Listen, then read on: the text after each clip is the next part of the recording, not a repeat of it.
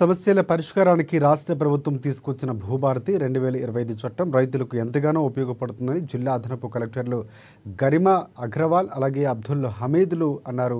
సిద్దిపేట పట్టణంలోని విపంచి కళా నిలయంలో ఏర్పాటు చేసిన భూభారతి చట్టం అవగాహన సదస్సులో అదనపు కలెక్టర్లు పాల్గొన్నారు. ఈ మేరకు అదనపు కలెక్టర్ అబ్దుల్ హమీద్ భూభారతి చట్టం గురించి పవర్ పాయింట్ ప్రజెంటేషన్ ద్వారా రైతులకు అధికారులకు అవగాహన కల్పించారు.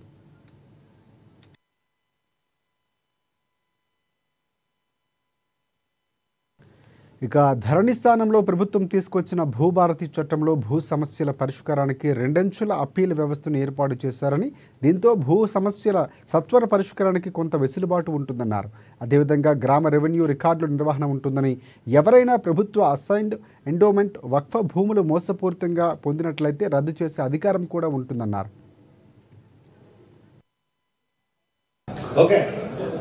ఇంతకుముందు ధరణిలో అప్లై చేసిన తర్వాత ఎవరైనా తహసీల్దార్ ద్వారా తీసుకున్న డిసిజన్ తో అగ్రీవ్డ్ ఉంటే, ఆర్డీఓ ద్వారా డిసిజన్ తో అగ్రీవ్డ్ ఉంటే there was no appeal system.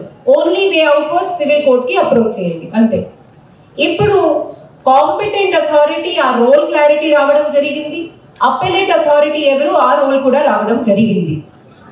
ఒకవేళ తహసీల్దార్ గారి ద్వారా చేసిన మ్యూటేషన్ తో ఆబ్జెక్షన్ ఉంటే అప్లికేషన్ 7 రోజు ముందుకి మీరు అక్కడనే ఆబ్జెక్షన్ ఫైల్ చేస్తే వాళ్ళు నోటీస్ ఇచ్చేసి హియరింగ్, ఫీల్డ్ ఇన్స్పెక్షన్, విచారణ చేసి వాళ్ళు డిసిజన్ తీసుకుంటారు. ఒకవేళ మ్యూటేషన్ జరిగింది, ఆ డిసిజన్ అప్పుడు మీకు అపీల్ పెట్టాలి, అప్పుడు కూడా మీరు ఆర్డీఓకి వెళ్ళొచ్చు.